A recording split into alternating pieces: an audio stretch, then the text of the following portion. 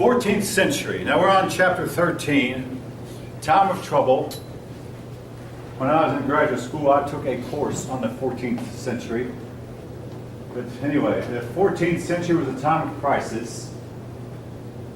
What we know, we're fairly certain, because we can tell by a study of tree rings, a study of climate, a study of journals and diaries, that climate seems to have cooled. Summers were shorter. Now, any of you who know anything at all about farming, you can't plant most crops until after the last frost has occurred. And, well, when does the last frost occur? Usually right here, it's usually April 15th, income tax day. So I've planted every year after April 15th and had a pretty good time of it. But the last frost started occurring later, and then first frost occurred earlier, and of course at first frost, most crops died. You can sometimes protect a few plants for a short while, a few days into the frost season, but not very long. Well, the growing season was shorter. Heavy rains, constant rains, heavy storms destroyed crops. The result was hunger and starvation. Between 1313 and 1317, don't worry so much about those dates, but essentially you get the idea of what time of year we're talking about. Northern Europe experienced a famine. The famine might have made the people less resistant to infection. That is possible, and just made everything right for the Black Death that came along in 1347. Now, any of you who've studied parasitology, and I doubt any of you have, they don't teach it anymore because we don't have a problem with parasites. But, well, yeah, we do have a few. I mean, but anyway, the black rat carried the parasite. The black rat actually carried the flea. The flea carried the parasite. These fleas could only live on the black rat.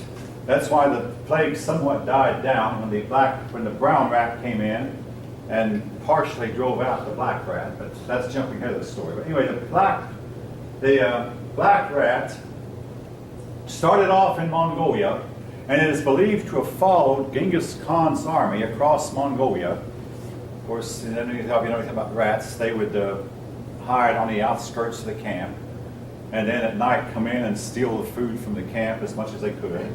But they probably followed Genghis Khan's army all the way across, and then some trading ships, the Genoese, carried them into Europe, probably in the year 1347, and they brought the disease to Sicily. And once in Sicily, the disease spread over Europe uncontrollably. It carried off 1/3 of Europe's population. Some areas were really hard hit. In some cases, whole villages were wiped out. Europe did not recover its population until around 1750. Actually, they started to recover the population in the 1600s, but then in the late 1600s, what's called the Little Ice Age occurred. In other words, folk, it appears that Europe's population went up and down with the temperatures. In 1750, the temperatures rose, and folk, according to our best guesses, the temperatures have been steadily rising ever since 1750, and life on Earth has hasn't been better, I'll put it this way, since the Cretaceous period, way back there in what we call prehistoric times. But life as we know it has hardly been better. The hotter it gets, the better it gets.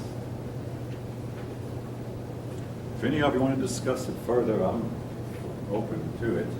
But folks, this is a history class. I'm giving you a history of it. It's not science. However, what you can fairly well prove, I mean, a lot of persons have studied this, is that Black Death was brought on largely by a climate cooling. The Little Ice Age in the 1680s brought on more population decline. And then in the mid-1750s, a couple of things happened. But actually, number one, the climate warmed up. Number two, someone discovered how to vaccinate against smallpox. Edward Jenner by name. That'll be a study later. Don't write that down. That's for a second semester. Edward Jenner discovered how to vaccinate against smallpox, and that helped. And then Louis Pasteur, about the same time, discovered that germs cause disease, and that germs could be cured by hand washing, dishwashing. just fundamental sanitation, and Europe's population and China's population boomed. China's population followed a parallel with Europe's. When Europe's population went down, China's did too. Yes, the Black Death did hit China. When Europe's population went up, China's apparently did also. Now,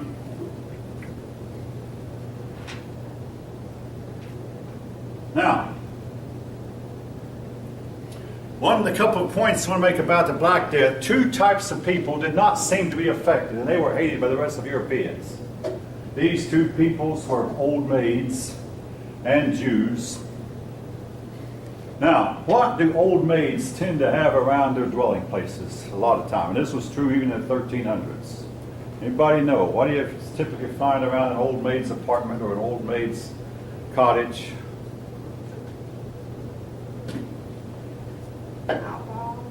What's that? Cats. Cats.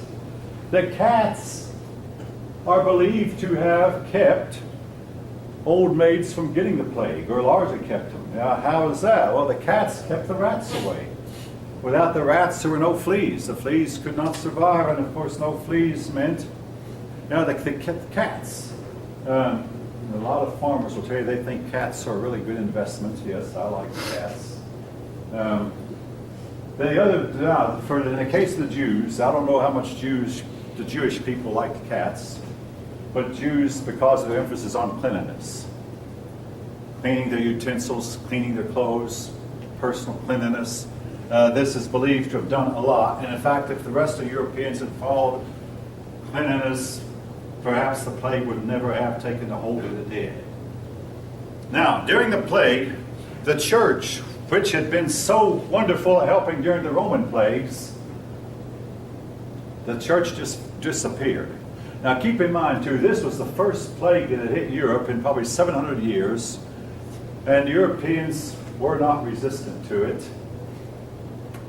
Now, a lot of persons said that in the long run, perhaps the plague did Europe more good. It made them less fearful of death and more adventuresome and more bold and more ready to get in their ships and go out and explore the globe, and more ready to try to sail around Africa, more ready to discover America.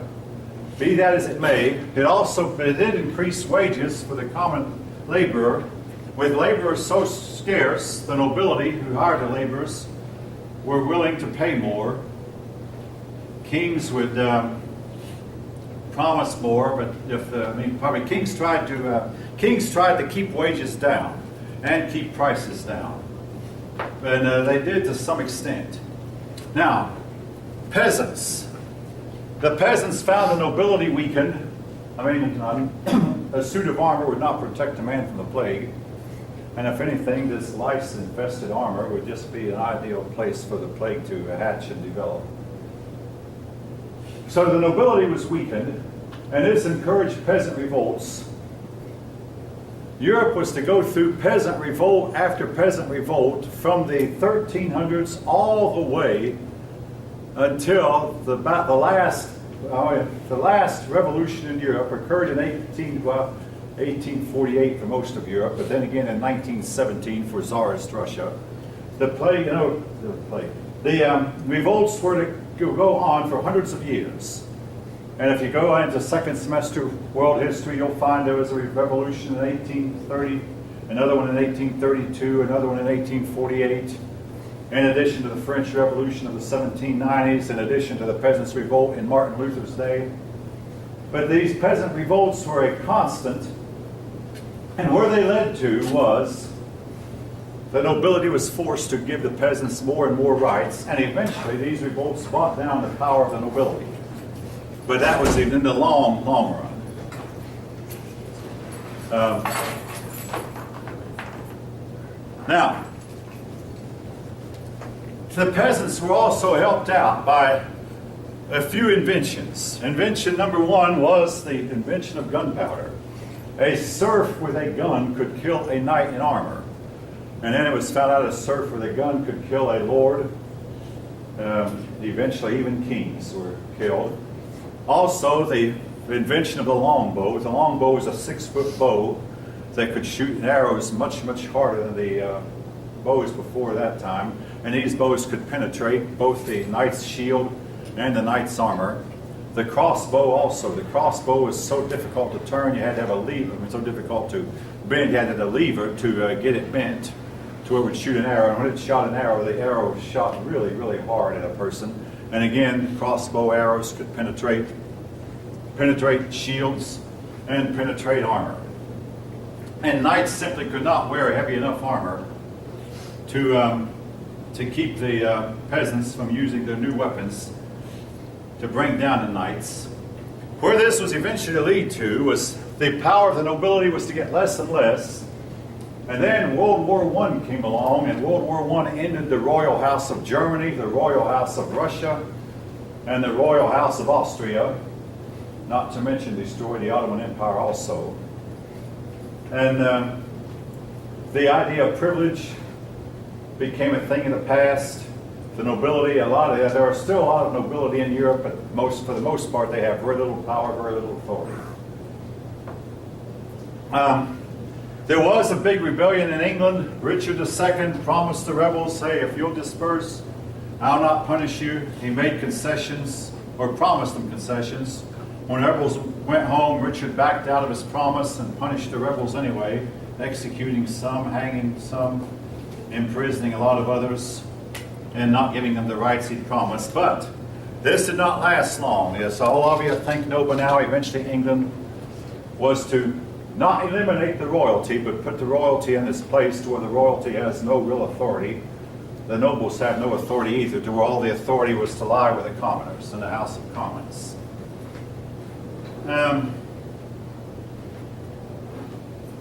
Again, wages went up. Kings tried to eliminate rising wages, and they did keep wages a little bit lower than they would have been in a free market. Prices were regulated. In spite of all this, serfs, more and more serfs could buy their freedom. Towns began to spring up. Nobles had a hard time finding laborers. All this was to help the nobility realize we have to make concessions to the commoners. All right. Which takes us to the 100 Years' War. The 100 Years' War is called the 100 Years' War for the obvious reason it lasted about 100 years. Now, the kings of England had long time been vassals of the kings of France. Particularly, it started when King Henry married the Duchess of Aquitaine, Eleanor of Aquitaine. I've talked about this earlier. And the Duchess of Aquitaine then gave to her son, John, when she died, her son, King John of England, inherited a large amount of territory in France. And so he became a vassal of the King of France, even though he thought himself in no way inferior to King Philip Augustus of France. The King of England eventually gave up its fiefdoms, except one. But the King of France would interfere in the internal affairs of the duchy that belonged to the King of England. This was one cause. The King of England resented the interference of the King of France in what he thought was his private domain inside of France. Then comes Philip the Fair. All right, I've mentioned Philip the Fair 2 or 3 times already. I have also mentioned that when Philip the Fair, well, one of his deeds while he was king was to destroy the Knights Templar. The Grand Vizier of the Templars didn't take this sitting down. He said to King Philip, I want you and the Pope to meet me around the throne of God, and we'll discuss this further. I mean, this is supposedly what he said. Within 1 year, both the king and the Pope were dead. Supposedly they made the Grand Vizier curse the line. Now again, you'll find some history books say this didn't happen, but the Grand Vizier of the Templars cursed the line and said to Philip, your descendants will never inherit your throne. Well, Philip had 3 sons, and these 3 sons ruled for 18 years. The oldest one lived and ruled for about 6 years, and he died without any children. The second son ruled for about 6 years, and he died without any children. The third son had a child on the way when he died. So they waited to see if this child were a boy, he'd get the throne. If he were a girl, they were not going to give the throne to a woman. England had, but France was not willing to do that. Anyway, the child was stillborn. So the throne of France then became vacant. The King of England said, hey, I'm related to the French line through marriage, through alliances. I should have the throne of France. The French people refused to give the King of England the throne of France. So the King of England sent his army to try to conquer France. The king at this time was Edward III. And if you look on your genealogy charts of the kings, Edward III was to rule for more than 50 years. About the third longest reign in history, the longest going to Queen Victoria, the second longest going to George III, who we rebelled against, and Edward III being the third longest. And if Queen Elizabeth lasts as long as we think she will, she's going to wind up breaking all records. But anyway, Edward III ruled England for a long time, but he sent his armies into France and what followed is known as the 100 Years' War. Now, several things that this war did that marked a marked a turning point in the history of warfare. The knights became less important on a battlefield. Instead, the common man, the foot soldier, was become more important. Not only did foot soldiers start using the longbow, which I've already mentioned could penetrate armor, they also used the crossbow, again, which was more effective at penetrating armor than perhaps the longbow. But they also used the pike. Now, the pike was different from a spear, and its spears were meant to be thrown. And of course, the thrown spear would not penetrate a knight's shield and armor. What the pikemen, though, would do is the pike was a heavy stick, and they would simply stay lying shoulder to shoulder in one place with the point of the pike pointed at the enemy, and they could march forward, and these pikes could penetrate armor if the pikemen were strong enough to hit them hard enough. They could penetrate armor, and they could penetrate shields. In other words, the pikeman could bring a knight down. And the pikeman was to have a big role in the battlefield for the next couple hundred years. Eventually, he played less and less of a role as the rifle became more and better developed. Now, they did use gunpowder, and particularly they had crude cannon. Nevertheless, it did a lot to destroy the armored knight. As hard as an arrow might hit a knight in armor, or as hard as an arrow might hit, nothing that a man could shoot with a bow and arrow could hit as hard as a cannonball. And no knight could stand up, and no horse either could stand up to being hit directly by a cannonball. So the armored knight became less and less important. Gunpowder became more and more so, and eventually, of course, rifles were to be invented, and they were to completely replace the knight in armor. All right. There were two battles that I want to mention. I'm going to mention one. That's all that's in the notes. The Battle of Crécy and the Battle of Agincourt were both a lot alike, and they were both English victories. And in both cases, the French knights, eager for a fight, galloped into the fight with no formation whatever, just simply they said to each other, up and at them, go get them. No formation. The English, the knights who galloped into battle were met by a hail of arrows, and then a rainstorm came up. The knights began to slip in the mud, and it's been said that when a knight fell in the mud, it took 5 men to pick them up. But most of the time, there just wasn't 5 men to spare, and most of the knights who fell off their horse in battle died under the weight of their heavy armor, suffocated to death. And it only took a few minutes for them to completely suffocate. The Battle of Crécy was an English battle. I've seen more than one painting or wood carving, a picture. They didn't have photograph. A picture of the Battle of Crécy, and it shows the French knights with their long spears galloping into the battle, and with English arrows coming after them. It was actually a victory of the English common foot soldier over the mounted knight in armor, which is something that had not been happening before in the history of warfare. All right. Again, the war would go on and off. They, at least twice during the war, went for 20 years without fighting. Well, All right, I'm going to go into a little bit more detail than the book goes into here to try to explain why the thing that happened did happen. Before getting into Joan of Arc, fine.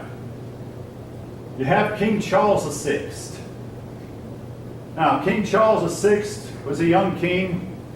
He was somewhat like his father, Charles V. I mean, he had three in a row named Charles, actually four in a row named Charles. Charles V, 6th, 7th, and 8th. Anyway, Charles VI was hunting, well, actually he was hunting, he was leading his army one day. And folk, I mean, I'm not going to try to explain what happened. I mean, and the rest of the story is going to involve, let me warn you, a lot of what you might call mysticism. I'm making no apology for it. I have to tell the story the way they told it to us, not the way I believe it, not the way you might believe it. There's some of these things that happened that I don't have any explanation for, whatever. Again, it just, I mean, you can believe what you want to about theology and mysticism. There's a lot of it in this part of the story. Anyway, Charles VI was leading his army, and some insane man came out of the woods, and he got close to the person of King Charles VI, and Charles VI went insane. And he was continued in and out of insanity for 30 years. They tried exorcism. They brought in witches even. They tried everything they could. Nothing worked. He once went for at least 2 years without seeming to have a fit of insanity. Then he'd go back to his insanity again. That's why he's sometimes called Charles the Mad. Or otherwise, they call him Charles the Beloved because everybody felt sorry for him. Well, 10 years into his insanity, he willed his throne to the King of England upon his death. And at that point, the fighting stopped. Now again, this was, he'd been insane and out of insanity for 10 years. Now, any of you who know anything about wills, the soundness of the mind of the person making the will is always a matter of, I mean, was the person who made the will of sound mind? If not, then the will is considered invalid. This was true even then. Charles VI was known to be of unsound mind. So when he died, oh, by the way, after he died, I mean, probably not, but after he died, 20 years before he died, about the time he made out his will to the King of England, his wife bore a son. Now notice I was careful I said that. His wife had a son. Now, his wife told a certain nobleman one time that her husband, Charles VI, was impotent. But any of you know anything about impotence in men knows it can be intermittent. It can be here one day and not there the next. So basically what I'm getting at is we do not know if Charles VII was the true son of Charles VI or not. Somebody suggested we ought to dig up both of the bodies and do a DNA sample on Charles VII and Charles VI to see if they really were father and son or not, but they didn't know.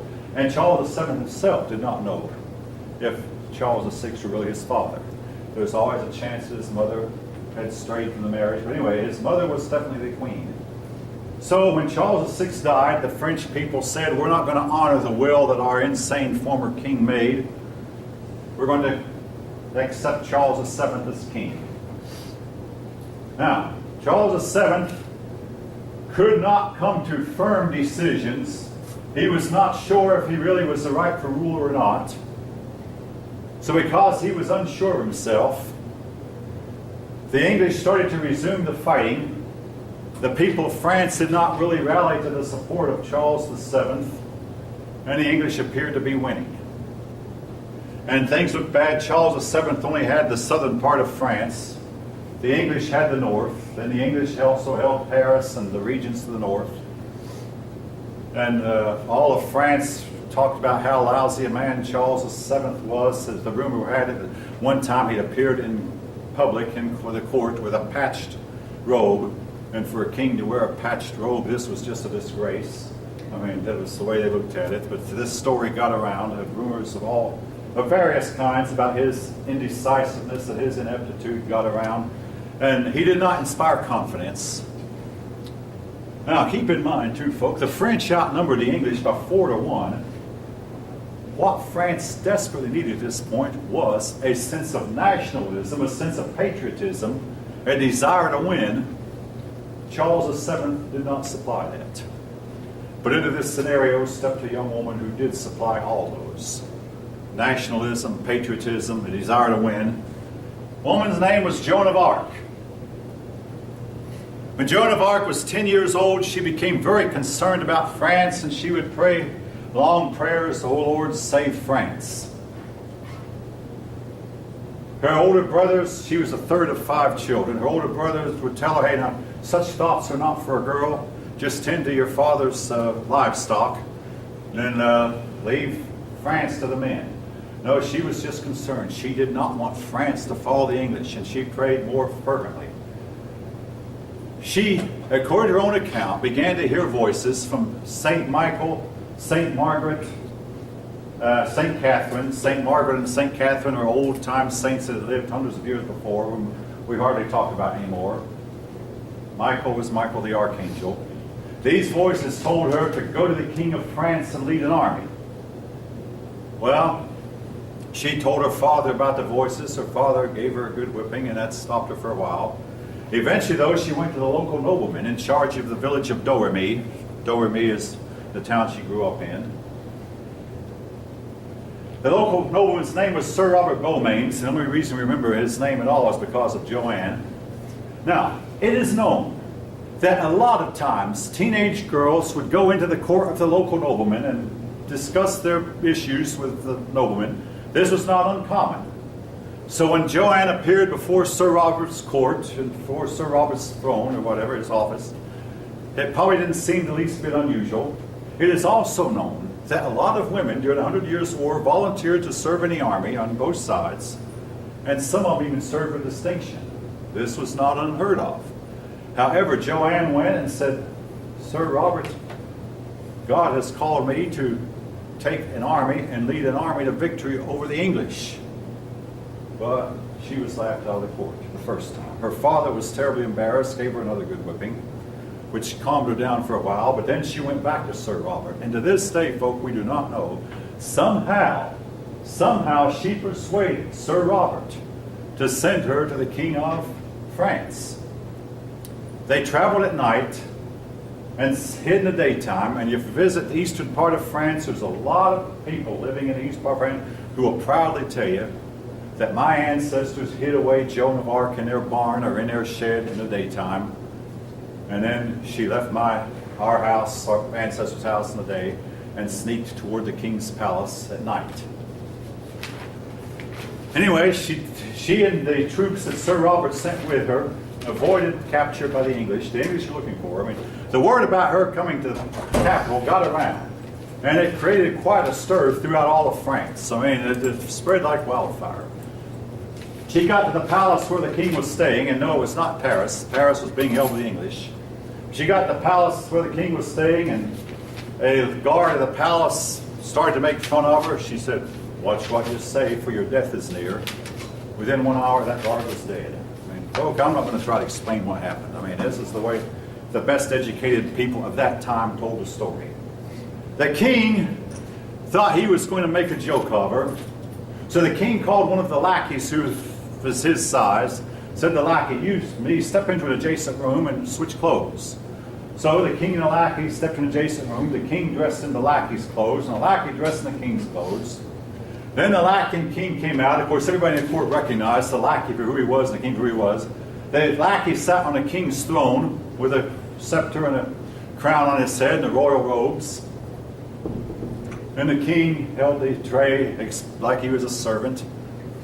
And into this scenario stepped Joan of Arc, having supposedly never seen the king before. She ignored the lackey who was sitting on the throne, and she went right straight to the king, who was dressed in lackey clothes, and did obeisance. The king was Joan. "Why are you honoring me?" She said, "You're the Dauphin." She refused to call him king because he hadn't been crowned like the other kings had. If any of you know anything about French royalty, Dauphin was the term that they used to describe the heir apparent. He said, "You're the Dauphin of France." All the French court could do was applaud. I mean, folks, again, this act was performed in front of the most educated minds in Europe at the time. You can make up your own explanation for how it worked. Anyway, the king was thrown in a real quandary here.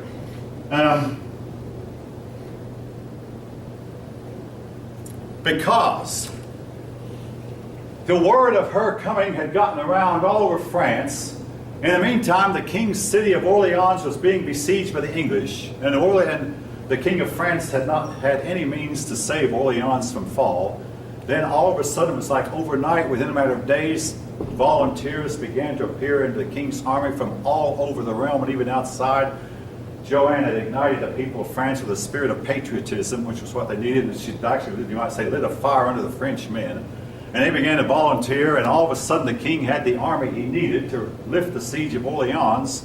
His big problem was, did he want to give this army to this peasant girl, this teenage peasant? I mean, to make a teenage peasant general of an army was something that would have looked ridiculous. Well, he tried to, being indecisive as he was, he tried to siphon off her to a priest and to a bishop to find out if she were a witch or not. And again, you can read a detailed account of the questions they asked her and the answers that she gave. I mean, one question was, well, what language did these voices speak to you in? And she said, well, in plain French, what other language is there? The fact is, the king couldn't decide what to do, but the answer she gave shows to me a woman of vast amount of intelligence, much more so than would be the case of a peasant girl at the time.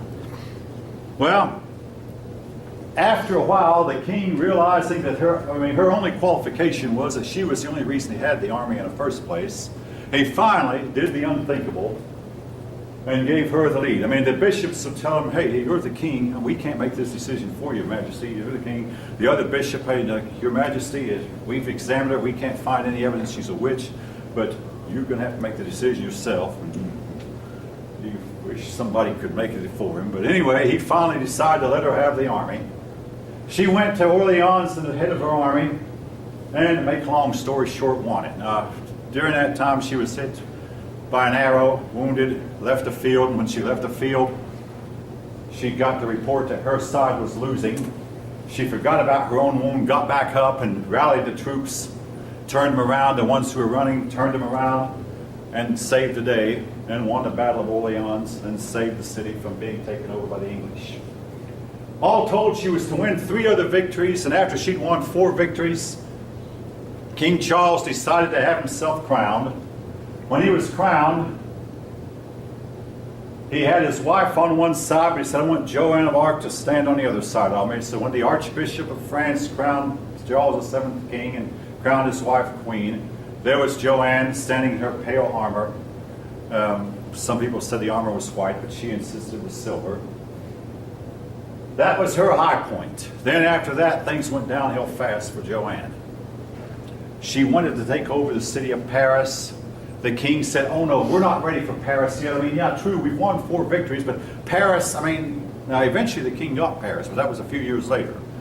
But the king felt like, and the generals felt like, no, we're not ready for Paris. Joanne, with all respect, she was a bossy woman. She got her way, went into Paris, and there she was captured by the Burgundians who turned her over to the English. The English tried her as a witch and burned her at the stake.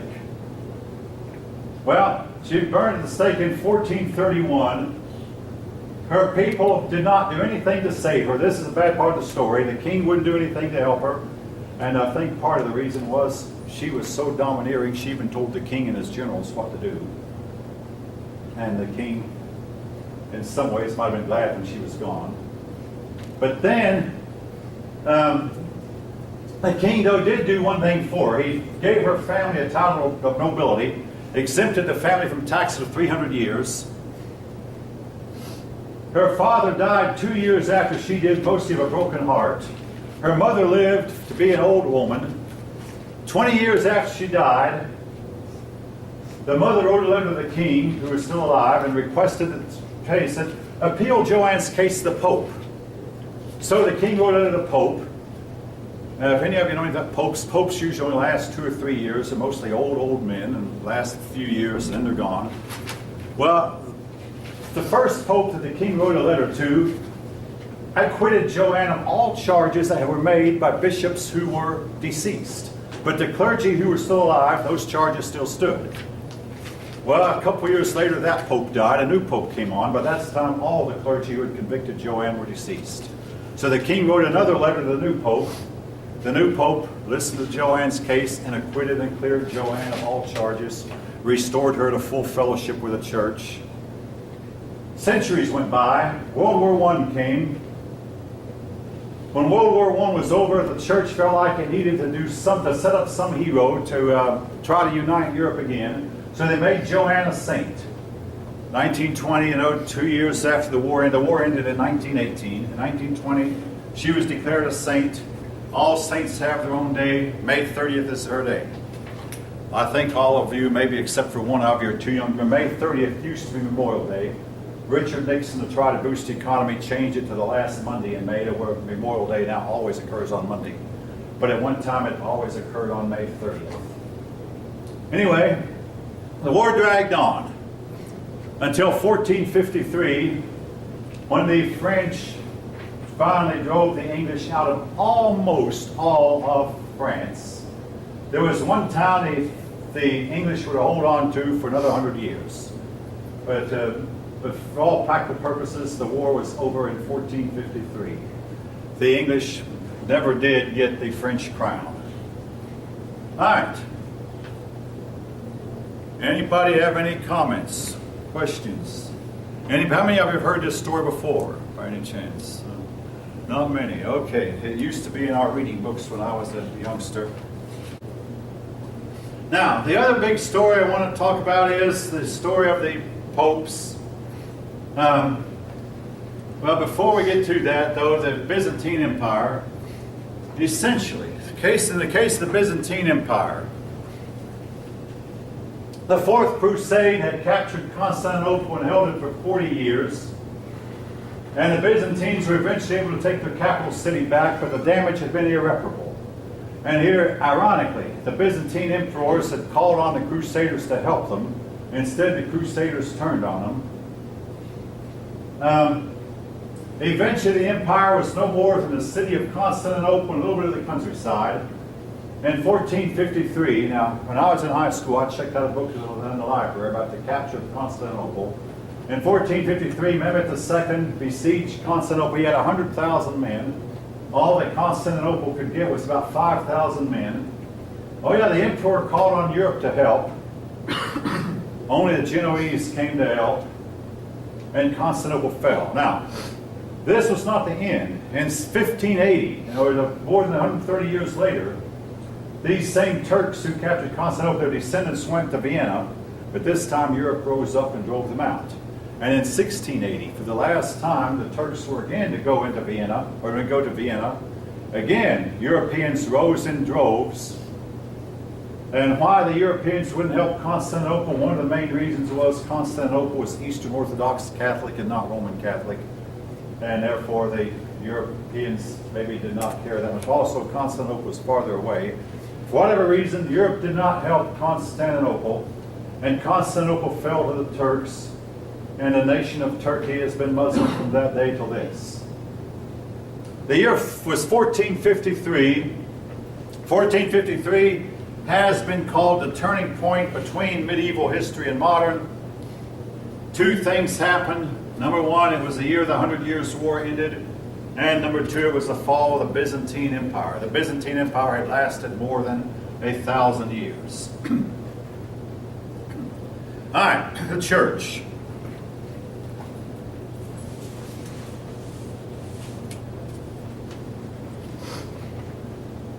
The church had enjoyed control of, the popes had enjoyed control of Christendom for a few generations, several generations. Then came Pope Boniface VIII, who assumed he had all the power of Innocent III. Boniface VIII took on Philip the Fair of France. And instead of just succumbing, Philip said, I'm tired of being bullied by this man from Rome.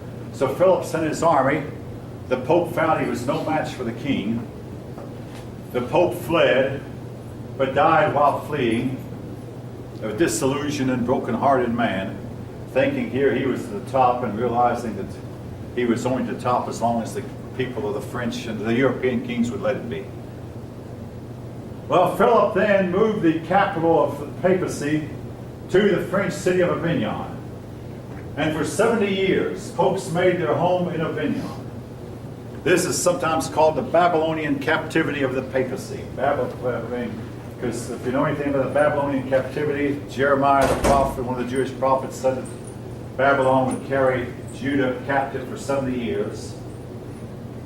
And at this point in time, the popes were all French, and almost all the high church officials were French. France then owned the papacy. The city of Rome did not have a pope. The popes were elected, were chosen in Avignon. Well, after 70 years, another party rose up within the church, and they said, we're not going to be bullied around by the King of France anymore. So they elected a pope who moved back to Rome. Actually, if a pope moved, they had a pope after they moved back to Rome. But in the meantime, there was another group who said, no, the pope should stay in Avignon. So now the church had two popes. One who ruled at Rome and the other in Avignon. These two popes hurled curses at each other. They excommunicated each other. Each condemned the other to a life, to an eternity in hell. Well, because nobody in Europe knew for sure who had the rightful claim to the popes, they decided, well, let's get together and elect another pope to take the place of these two. A great idea, except for one thing. The other two popes would not quit. Each pope had the backing of a certain prince in Europe, the high nobleman. So now the church had three popes instead of two.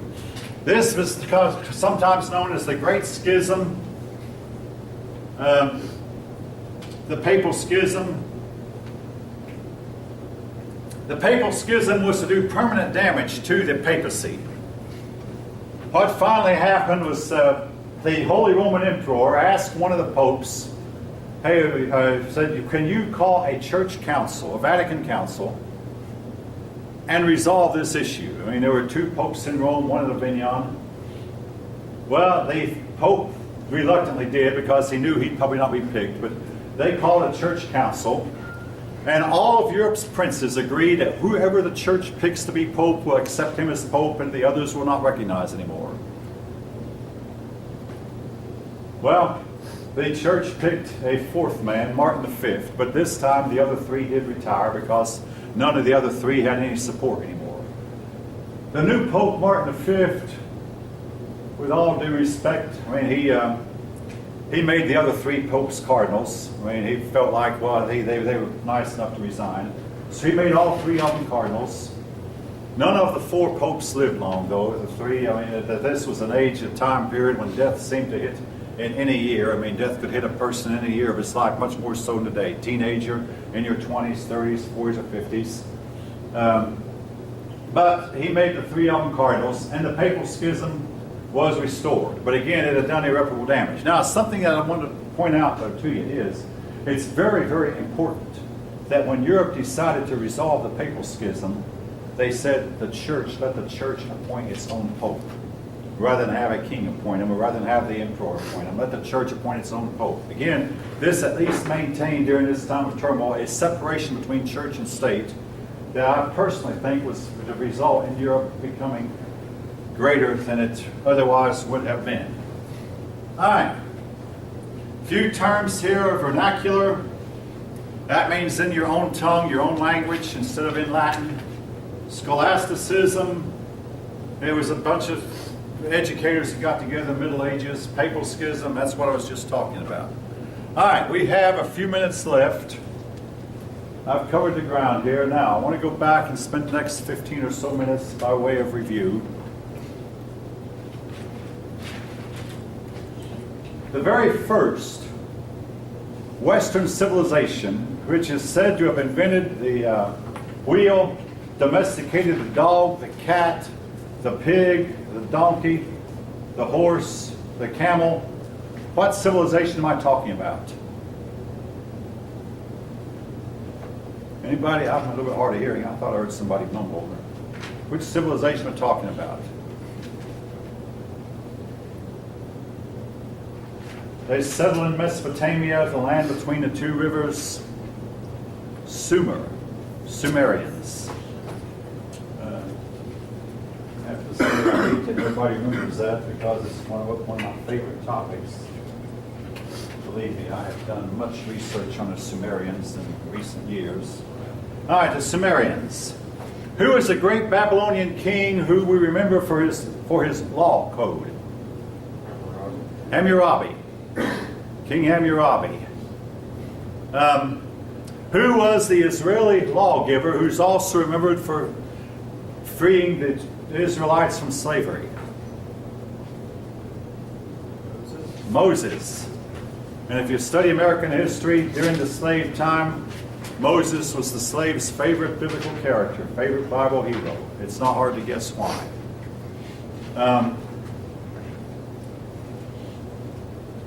And they called one of their heroes Grandma Moses, because when she came into your camp and you were a slave, you were going whether she carried a pistol, you were going whether you wanted to or not. She wouldn't leave anybody behind to tell old Massa that his slaves had escaped. She would come in early in the evening into her camp, take all the slaves away from the plantation and head for the Underground Railroad. By the time old Massa missed them, it was morning and the slaves were many miles down the road. She was never caught. All right, anyway, leaving that, that's something else. All right. Who was the Roman strongman who did away with the Roman Republic, took over as a dictator, and ended the Republic? Roman leader, ended the Roman Republic. Who am I talking about? Caesar? Julius Caesar. Yeah, Julius Caesar.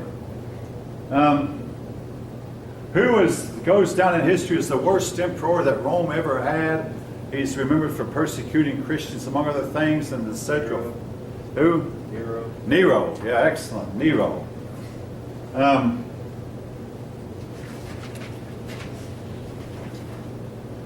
What is an aqueduct? No, I'm not reading from the test, and folk, I don't know which questions you're going to get. I'm just giving you some example how you can study for the test. Isn't that something with water? Yeah, the aqueduct carries fresh water to the city. Oftentimes from a mountain stream, it diverts the water from a mountain stream and carries this water into the city. And a lot of these aqueducts were built in Roman times. They've been repaired a few times, but they're still in service, still in operation. Fresh water, aqueduct.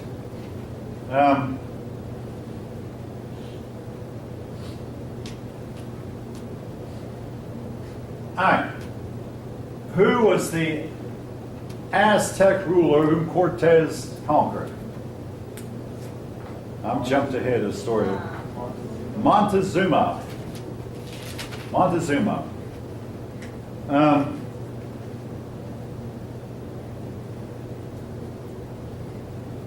Who is the man who conquered the Inca? The Spanish man who conquered the Inca? Pizarro.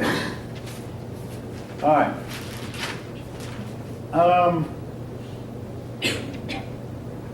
What is the world's largest desert? The Sahara. Most of Africa's jungles are located in the central part of Africa, around the Congo River region. Central Africa along the equator.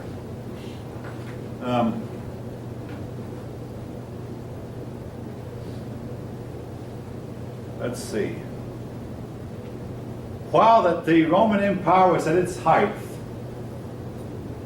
what dynasty was in charge of China? The dynasty that was in charge of China for about 400 years, 200 years before Christ, and about 200 after. The Han Dynasty. Yeah, the Han Dynasty. Which dynasty in China was conquered by the Mongolians? The Song Dynasty. That's actually pronounced Sung, I believe. Spelled S-O-N-G in English. I believe your book pronounces them Sung Dynasty. All right. Personally, I call them a socialistic dynasty. Their efforts were noble. All right, the calendar we use today was set forth by whom? Mayans. Not the Mayans. No, they had a calendar, that's true. But the one we use, the Mayan, we didn't discover the Mayans until about 1520. Pope Gregory the Great. We call it the Gregorian. I didn't. Maybe you said it. I didn't hear you clearly. The Gregorian calendar. Before that, the Western Europe used the Julian calendar, made by Julius Caesar, but it was found to be a little bit off. With all due respect to Pope Gregory, he had access to more observations than Julius Caesar had, and later observations. And without a telescope, you can figure out how long a year, how long a day is if you observe for hundreds of years. With a telescope, it makes the observations a whole lot more accurate. Then with digital electronics, that makes them accurate to much less than a second. All right.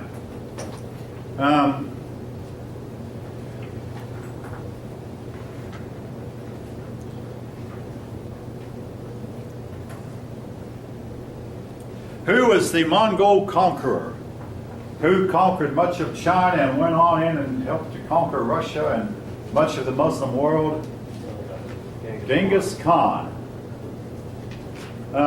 When his grandson, Kublai Khan, tried to conquer Japan, what happened?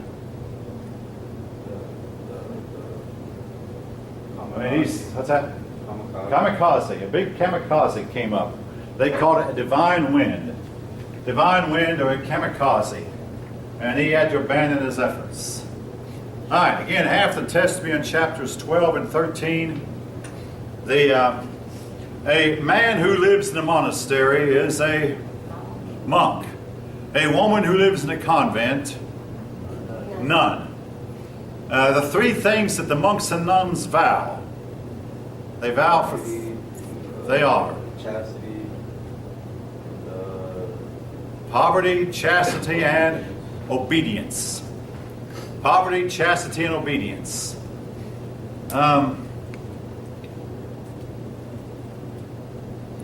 Let's see. Oh yes, who was the Russian leader who converted to Orthodox Christianity? I went into detail about how he wouldn't join with the Roman Catholics, wouldn't join Judaism, would not accept Islam, but he finally accepted Orthodoxy. His name is Vladimir. Very important because this helps to explain why the Russians would help the Serbs in World War I. The Serbs also embraced Orthodox Christianity. Can you name me two differences between the Orthodox Catholic and a Roman Catholic? There are more, but two main differences. One doesn't recognize Pope. I think, yeah. Which one doesn't recognize the Pope? the Orthodox. The Orthodox, and there's another one. Very important. The Orthodox allow their clergy to marry. I mean, if a clergyman decides at the beginning of his life he's going to be a married clergyman, they allow that. Now, if he says, I'm going to be celibate, they want him to remain celibate. That was Orthodox verse 2. The Roman, the Orthodox Catholic, they're sometimes called the Greek Catholic, or the Greek Orthodox Church. And then there's the Roman Catholic Church. And the problem the Orthodox have had is they have never separated church from state, for one, and also everywhere they have been in charge. If the Muslims haven't taken over, the communists have. And I can't think of any exceptions to that. And again, I think a lot of their problem was they never separated church from state. Western Roman Catholicism did. All right, the sale of forgiveness for sins is called indulgencies. Yeah, indulgencies. Now, what is holy orders? Started by Pope Innocent III. Another name for it is Inquisition. What's the Inquisition? The Inquisition is a very terrible time in Europe's history and a very black blotch in the history of the church. It's where that the church went in and tried to stamp out heresy by killing all heretics. Stamping out by burning heretics at the stake. The Inquisition, or often using torture to try to wring confessions out of the persons they suspect of being heretic. You torture a person and some of the tortures are more painful than I even want to think about describing. All right.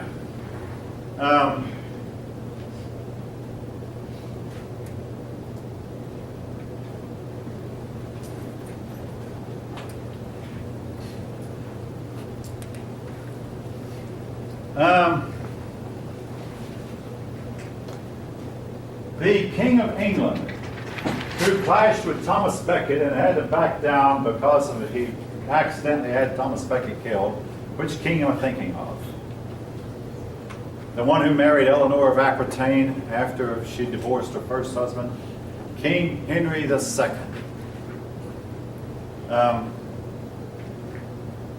What was his name? Henry II. So who did he feud with? He killed Thomas Becket accidentally because Becket disagreed with him over several issues, including the issue of just who was in charge of church affairs. And the king, in a rash fit of rage, actually he did ask his knights to kill that man, but he probably never meant it. And when his knights went and killed him, all of a sudden the blame went to the king, and the king had to back down. The king became extremely unpopular. I mean, hey, you're killing the Lord's prophets, you're killing the church man, and it stopped Henry, and Henry lost the ability to appoint the Archbishop of Canterbury. All right.